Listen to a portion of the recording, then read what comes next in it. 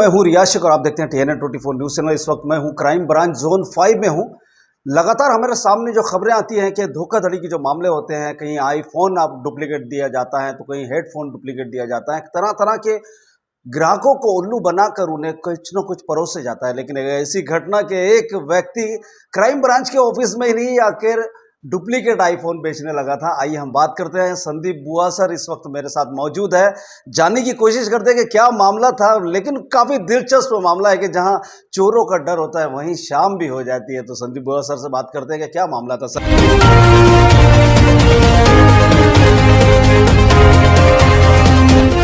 IPhone का क्या मामला था कि डुप्लीकेट आईफोन बेचने? 10 मार्च 2025 को एक आदमी हमारे क्राइम ब्रांच यूनिट 5 के ऑफिस में एप्पल कंपनी के ईयरबड्स और एप्पल कंपनी के स्मार्ट वॉच जो है वो बेचने आया था। तो हमें डाउट आया कि एप्पल कंपनी कब से डोर टू डोर जाके माल बेचने लगी। तब वो उसके पास डीप इंक्वायरी करते वक्त पहले तो उसने बताया कि ये माल जो है ये कस्टम में पकड़ा गया है। तो फिर हमने वो प्रोडक्ट को अच्छे तरीके से देखा तो वो डुप्लीकेट था। फिर उसके पास डीप इंक्वायरी करने पे उसने बोला कि ये डुप्लीकेट माल है।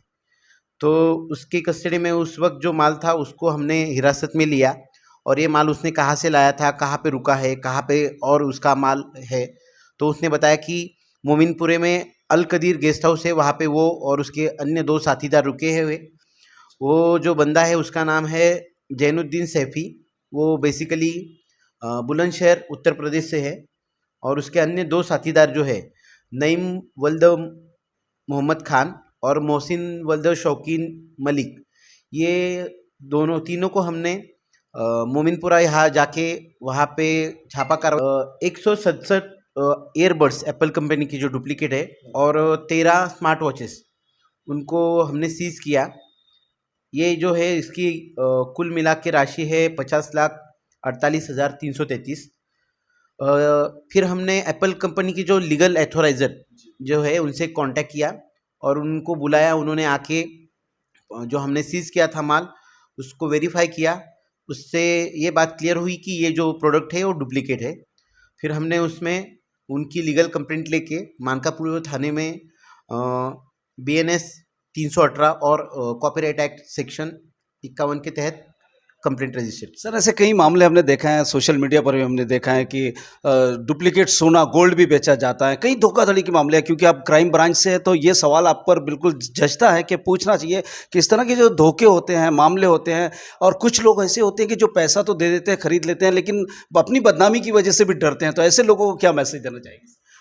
सबसे पहले तो मैं ये आह्वान भी करना चाहता हूँ और एक बात से सबको अवेयर भी करना चाहता हूँ, क्योंकि अभी गवर्नमेंट भी हमें जो हमारी कॉलर ट्यून है उसके थ्रू भी जो जितने भी सोशल मीडिया प्लेटफॉर्म पे जो प्रोडक्ट जो है एप्पल कंपनी का 1.5 लाख का मोबाइल सिर्फ 70,000 में, ऐसे जो उनकी एडवर्टाइजिंग करते हैं और फिर सोशल मीडिया पे जो लोग ज़्यादा रहते हैं वो वहाँ से चीज़ें परचेसिंग करके बाद में उनको पता चलता है कि उन्हें डुप्लीकेट माल प्रोडक्ट जो है बेचा गया है। तो इससे पुलिस प्रशासन की तरफ से मैं एक सबको आह्वान करूँगा कि जितने भी सोशल मीडिया है प्लेटफॉर्म है उन पे जो ये एडवर्टाइजिंग आती है और आप वहाँ से परचेस करते हो प्रोडक्ट, तो वो ना करें। जहाँ आप लोकल बाज़ारों में अपने यहाँ पे जो लीगल डिस्ट्रीब्यूटर है उनसे माल खरीदें। सर जब वो आईफोन डुप्लीकेट आईफोन बेचने के लिए आए थे, उन्होंने कीमत क्या बताया था और किस तरह से वो इम्प्रेस कर रहे थे? क्या उन्हें पता? क्या हुआ, ये हमारा जो क्राइम ब्रांच का ऑफिस है यूनिट 5 का, ये पागल खाना हॉस्पिटल जो है उसके कंपाउंड में है और क्राइम ब्रांच का ऑफिस होने की वजह से यहाँ पे जो स्टाफ है सभी सिविल ड्रेस में रहता है। शायद उसको पता नहीं चला कि ये पुलिस विभाग का कोई ऑफिस है, तो यहाँ आया था और उसने जो एप्पल कंपनी के ईयरबड्स है जिसकी कीमत 26,000 है और स्मार्ट वॉच जो है जिसकी प्राइस लीगल प्राइस है 41,000, वो ईयरबड्स जो है वो 2,600 रुपये में बेच रहा था और एप्पल कंपनी की स्मार्ट वॉच जो है वो 4,000 में बेच रहा था। हमें डाउट आने की वजह पहली यही थी कि 26,000 का ईयरबड्स 2,600 रुपये में बेच रहा है, तो वहीं से हमें डाउट आया और हमने इंक्वायरी चालू की। ऐसे कई लोग होते हैं दोस्तों जो उनकी मीठी मीठी बातों में फंस हो जाते हैं, लेकिन जब पता चलता है कि ये सब डुप्लीकेट है, देर हो जाती है, वो लोग चले जाते हैं और कहीं ना कहीं फिर हाथ मलते हुए हमें बैठना पड़ता है। ऐसे कई मामले हैं। सर, अभी शुक्रवार के दिन होली भी आने वाली है और जुमे का भी दिन होता है मुस्लिम भाइयों का, क्या कहना चाहते अ, होली जो है एकदम ज़्यादा तौर पे आनंद और उत्साह से मनाया जाने वाला त्यौहार है। तो सभी लोग उसमें एंजॉय करें, लेकिन अपनी एंजॉयमेंट किसी को तकलीफ ना दे और खुद को भी तकलीफ ना हो, इस तरीके से शांति और सौहार्द से मनाई जाए। भारत जो है राष्ट्रीय एकात्मता और वर्ल्ड में जो है भारत राष्ट्रीय एकात्मता के लिए पहचाना जाने वाला देश है। यहाँ पे अलग अलग मज़हब के लोग प्यार से रहते हैं। तो हमें इस बार भी वही एक मैसेज देना है कि हम अलग है लेकिन एक है।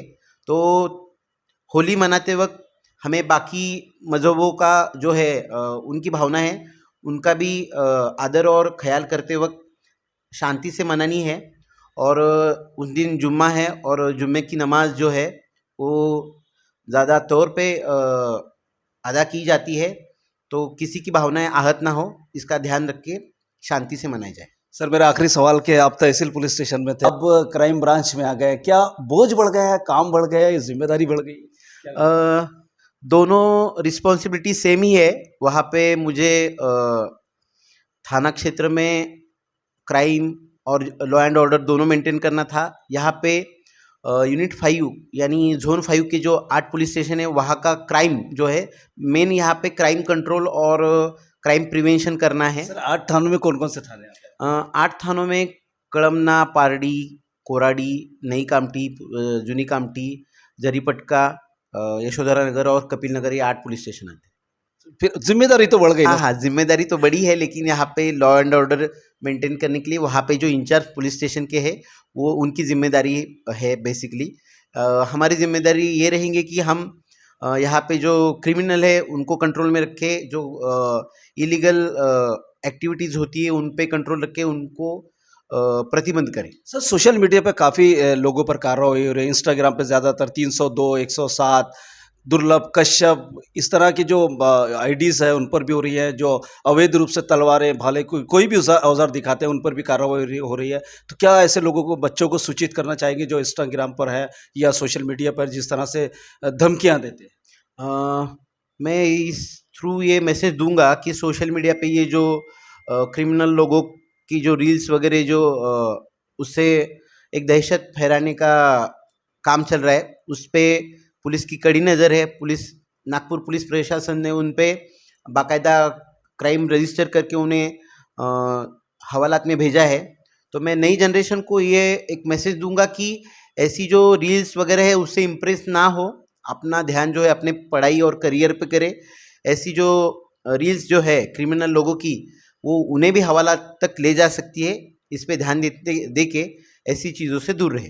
बहुत बहुत धन्यवाद सर, आप okay, thank you so much. दोस्तों, आप देख रहे थे हमारे साथ संदीप बुआ सर थे और उन्होंने जिस तरह से, मैंने आपको 2 दिन पहले एक वीडियो वायरल किया सोशल मीडिया पे, TNN 24 news channel, TV anchor Riyaz Shaikh पर आप देखिए जाकर कि आप जिस तरह से 102, 307 जो कलमें होती है संविधान के हिसाब से जिस जुर्म में लगाई जाती है, ऐसी इंस्टाग्राम आईडी को आप डॉन का ना जाने कितने नाम दे रहे हैं और उस पर आपकी पुलिस की निगाहें। ये मेरा वीडियो देखिएगा, आपको बहुत चीज़ें इसमें सीखने को मिलेगी। मेरे साथ थे संदीप बुआ सर जो क्राइम ब्रांच जोन 5 से इस वक्त मैं मौजूद हूँ और यही सबूत मैं आपको देने के लिए आया था कि देखिए आपकी ऊपर में पुलिस की निगाहें। ऐसे नॉलेजेबल वीडियोस आप वायरल करिए जिससे लोगों को, दुनिया को, जनता को फ़ायदा मिले और अराजकता ना फैलाएं। लगातार बने रहिए दोस्तों मेरे साथ। इसी तरह खबरों को देखने के लिए TNN 24 न्यूज़ पर आपका दोस्त रियाज शेख। जय हिंद दोस्तों।